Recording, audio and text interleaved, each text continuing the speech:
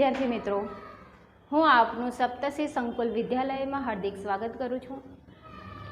हमने अगले लेक्चर में कक्षा 9 में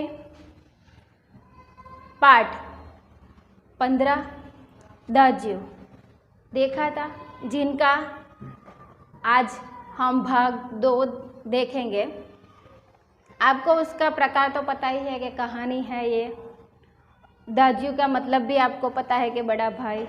आज जो अधूरा है, जहाँ से हमारी कहानी अधूरी है, वहीं से हम शुरू करेंगे।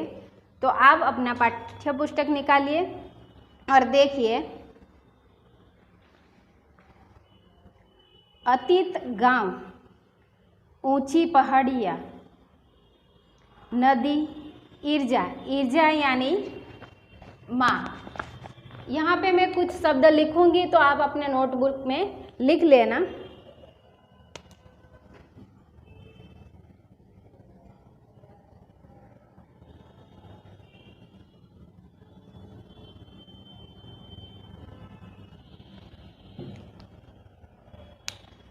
ईर्जा यानी माँ, बाबा, दीदी, दीदी यानी छोटी बहन, बड़ी बहन, दाज्यू, हमने देखा दाज्यू, दाज्यू शब्द का क्या अर्थ होता है? बड़ा भाई। हमने अगले लेक्चर में लिखा था दाज्यू शब्द का बड़ा भाई।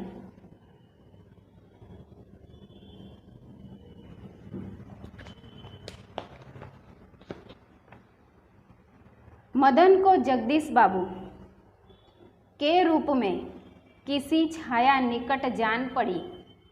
ईर्जा, नहीं बाबा, नहीं दीदी, भूली नहीं। दाज्यू, हाँ दाज्यू। मदन जब जगदीश बाबू से मिलता है, उनके निकट हो जाता है, उनके साथ मिलने जुलने लगता है, फिर उनको अपनेपन सा महसूस होता है। मदन जब जगदीश बाबू से मिलता है तो उनको अपने घर की, अपने माँ की, अपने बाबा की, बड़ी बहन, छोटी बहन, उन सब की याद आती है और उन सब का प्रेम जगदीश बाबू के अंदर उसको दिखाई देता है। उनको लगता है कि दाज्यू, दाज्यू यानी कि बड़ा भाई, जगदीश बाबू के अंदर उसको अपना बड़ा भाई दिखता है, वह उसे अपना बड़ा भाई समझता है और बड़े भाई के जैसे ही उसके साथ व्यवहार करता है। 2-4 ही दिनों में मदन और जगदीश बाबू के बीच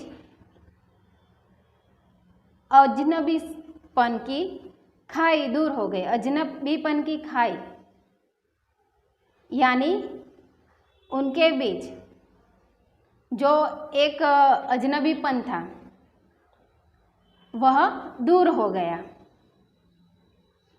टेबल पर बैठते ही मदन का स्वर सुनाई देता। जब भी जगदीश बाबू वह कैफ़े में आते और वह टेबल पे बैठते थे, तभी वहाँ मदन का स्वर यानी कि मदन की आवाज़ सुनाई देती। दाज्यू, जय हिंद। दाज्यू, आज तो ठंड बहुत है। दाज्यू, क्या यहाँ भी? ह्यूम, ह्यूम यानी हिम, हिम यानी बर्फ, ह्यूम।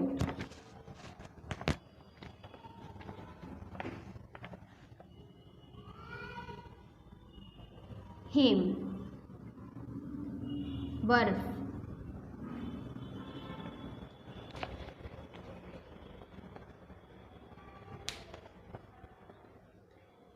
પડેગા એટલે જ્યારે પણ મદનના કાફેમાં, એટલે કે મદન જે કેફેમાં કામ કરતો હોય ત્યાં જગદીશ બાબુ આવે છે, તો ત્યાં એને જગદીશ બાબુને બોલાવે મદન અને પૂછે આજે ઠંડી બહુ છે, આજે બરફ પડ્યો છે, हिम यानी बर्फ। दाजू आपने तो कल बहुत थोड़ा सा खाना खाया। तभी किसी और से बॉय की आवाज़ पड़ती और मदन उस आवाज़ की प्रतिध्वनि के पहुंचने से पहले ही वहां पहुंच जाता। ऑर्डर लेकर फिर आते जाते जगदीश बाबू से पूछता, दाजू कोई चीज़? ऐसे ही जब कैफ़े में जगदीश बाबू से बातचीत करता, तब कैफ़े में दूसरा कोई व्यक्ति, कोई बॉय आता और उसकी आवाज़ सुनाई देती, तब मदन ऑर्डर लेने के लिए उसके पास जाता। फिर वो ऑर्डर लेके आते जाते जगदीश बाबू को आवाज़ देता रहता कि कुछ चाहिए तो नहीं ना। पानी लाओ। लाया दाजू शब्द को उतनी ही आतुरता और लगन से दोहराता जितनी आतुरता से बहुत दिनों के बाद मिलने पर भी माँ अपने बेटे को चूमती है। मानो मदन आते जाते जगदीश बाबू को यह पानी लाऊं, चाय लाऊं पूछता रहता, और वह शब्द लाया कि अभी लेकर आया। जगदीश बाबू कुछ ऑर्डर देते तो अभी लेकर आया, और उनका वह शब्द इतनी आतुरता से लेता कि मानो माँ अपने बेटे को पहली बार मिलती है और जैसे उसे गले लगा लेती है, वैसे ही वह प्रेम बरसाता है। कुछ दिनों बाद जगदीश बाबू का एकाकीपन दूर हो गया। एकाकीपन यानी अकेलापन। एकाकीपन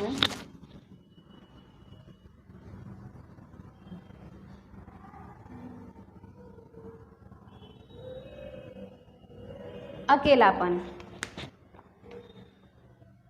दूर हो गया। उन्हें जब चौक, कैफे ही नहीं सारा शहर अपने रंग में रंगा हुआ सा लगने लगा, परंतु अब उन्हें यह बार बार दाजू कहलाना अच्छा नहीं लगा। और यह मदन था कि दूसरे टेबल से भी दाजू। जब वह दिन ब दिन जगदीश बाबू मदन से मिलने लगे, उन्होंने शहर को देखा, वैसे ही शहर में घूमकर उनको अपना अकेलापन यानी एकाकीपन यानी अकेलापन दूर हो गया। फिर जो चौक पर मदन जिस कैफ़े में काम करता है, वह कैफ़े चौक के कॉर्नर में है। वह चौक में शहर में अकेला महसूस नहीं करता था, तब उसको वह अपना लगने लगा, शहर अपना लगने लगा।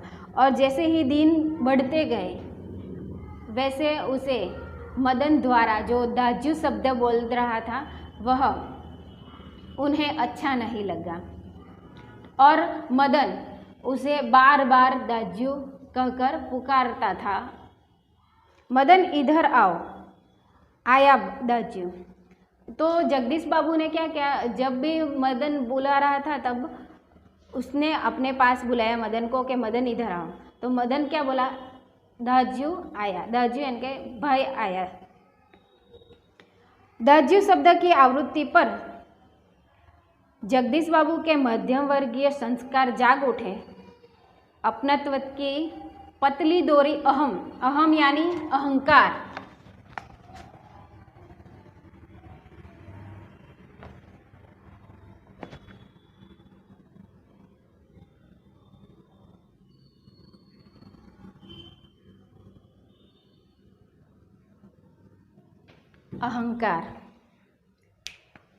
अहंकार की डोरी तेज धारा के आगे न टीक सके। એટલે એનો જગદીશ બાબુના અંદરનો જે અહમ છે એ જાગી ઉઠ્યો, અને જે મદનનો પ્રેમ છે તેની આગળ એ ટકી શક્યો નહીં। दाजू चाय लाओ। मदन ने क्या बोला, भाई चाय लाओ आपके लिए। चाय नहीं, लेकिन यह दज्जू दज्जू का चिल्लाते रहते हो दिन रात। किसी की प्रेस्टीज यानी प्रतिष्ठा का ख्याल भी है। એટલે કે તું આખો દિવસ દાજુ જે બોલ્યા કરે છે એ પસંદ નથી। તને કોઈની પ્રતિષ્ઠાનો ખ્યાલ છે? પ્રેસ્ટીજ यानी प्रतिष्ठा।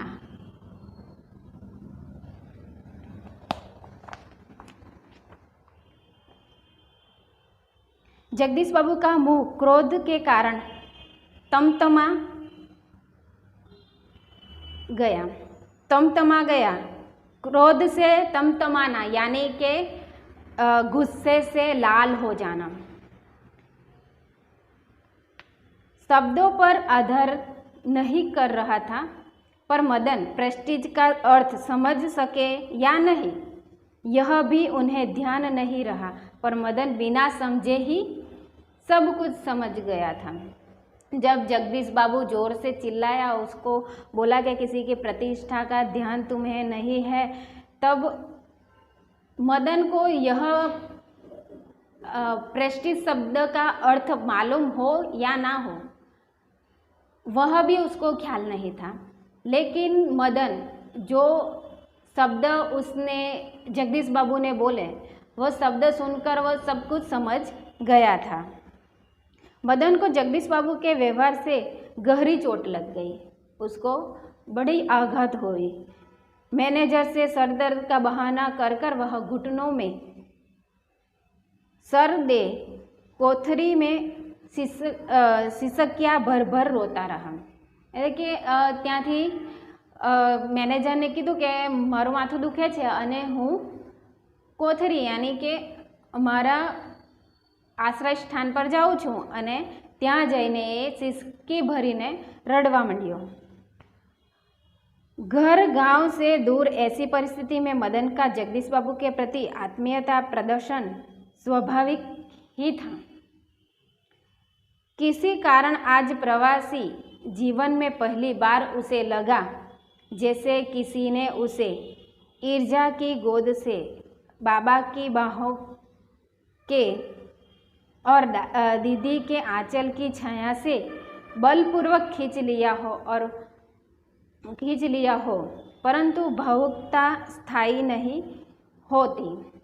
એટલે કે એને પહેલી વાર આ જીવનમાં પહેલી વાર આ પ્રવાસી જીવનમાં પહેલી વાર એને એવું લાગ્યું કે જાણે કે એની ઈજા યાની કે માની ગોદની અંદરથી એની બાબા યાની કે પિતાની બાહોથી અને એની દીદીના આંચલની અંદરથી કોઈ બળપૂર્વક ખેંચી લીધું હોય એવું એને મહેસૂસ થયું। रो लेने पर अंतर की घमंडती वेदना की आँख की राह बाह निकल कर लेने पर मनुष्य जो भी निश्चय करता है भावुक क्षणों की अपेक्षा अधिक विवेकपूर्ण होती है। जब हम अपनी अंदर की भड़ास जो अपनी वेदनाएं हैं वह रोकर व्यक्त कर देते हैं, फिर जो हम अपने जीवन के बारे में निश्चय करते हैं वह निश्चय हम अत्यंत विवेकपूर्ण એટલે શાંત मन से लेते हैं। मदन पूर्ववर्त काम करने लगा, એટલે कि दूसरे दिन फिर से काम पे आ गया। जैसे पहले था वैसे। दूसरे दिन कैफ़े जाते हुए अचानक ही जगदीश बाबू की भेंट बचपन के सहपाठी हेमंत से हो गई। क्योंकि दूसरे दिन अचानक जगदीश बाबू कैफ़े जा रहे थे तो उनके सहपाठी के साथे जो भणता हता एना मित्र हेमंत साथे एनी मुलाकात थई गई। कैफ़े में पहुंचकर जगदीश बाबू ने इशारे से मदन को बुलाया। कैफ़े ने अंदर प्रवेश करो अने पछी जगदीश बाबूए इशाराथी मदन ने बोलाव्या। लगा जैसे वह उसे दूर दूर रहने लगने का प्रयत्न कर रहा था। એટલે કે जगदीश बाबू को ऐसा लगा कि मदन उससे दूर भाग रहा हो। दूसरी बार बुलाने पर ही मदन आया। दोबारा बुलाया तब मदन आया।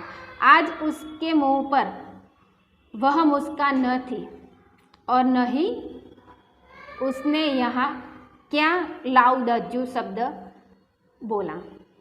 पहले जैसी मुस्कान मदन के चेहरे पर नहीं थी। वह दूसरी बार बुलाने पर तो आया, लेकिन पहले जैसी मुस्कान उसके चेहरे पर न थी और पहले जैसे वह दज्जू शब्द यानी कि दज्जू चाय लाओ, दज्जू पानी लाओ, वह नहीं बोला।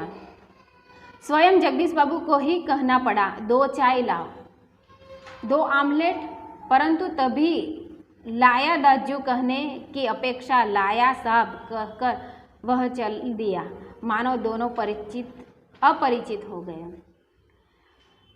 तभी जगदीश बाबू ने उसे बुलाया और उसने स्वयं उसे कहना पड़ा कि हमारे लिए 2 चाय लाओ और 2 ऑमलेट लाओ। तभी मदन ने कहा, लाया दज्जू शब्द का प्रयोग नहीं किया, उसने कहा लाया साहब,